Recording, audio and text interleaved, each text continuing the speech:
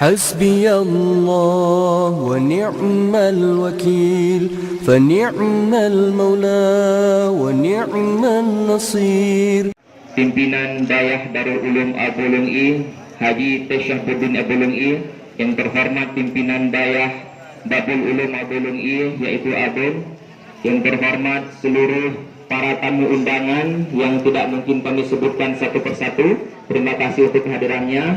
Al-Mukarram yang mulia Rumsyi kami bersama Abi Daud Hasbi yang telah sebagai Ketua Rabitah Alumni Dayah Darul Ulum Abulung I dan juga merupakan proklamator terselenggaranya acara yang berbahagia pada hari yang berbahagia ini. Kemudian sekali lagi terima kasih untuk seluruh undangan. Alhamdulillah, bapak-bapak, tengku-tengku, guru-guru tamu sekalian, nyoh tempat kita nyoh, tempat adik-adik kamu, tempat guru-guru kamu semedut, tempat daripada anak-anak guru-guru kamu yang di sini untuk menuntut ilmu.